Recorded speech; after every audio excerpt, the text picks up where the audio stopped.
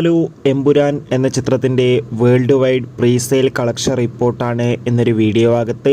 വീഡിയോയ്ക്ക് മുൻപ് video like ചെയ്യുക, ചാനൽ സബ്സ്ക്രൈബ് ചെയ്യുക. മാർച്ച് ഏപ്രിൽ മാസങ്ങളിൽ അങ്ങോട്ട് ധാരാളം ചിത്രങ്ങൾ OTT റിലീസ് ചെയ്യപ്പെടും. നമ്മുടെ ചാനൽ ഭാഗം പരിശോധിച്ചാൽ ആ വീഡിയോയ്ക്ക് നിങ്ങൾക്ക് കാണാൻ വേണ്ടി സാധിക്കുന്നതായിരിക്കും.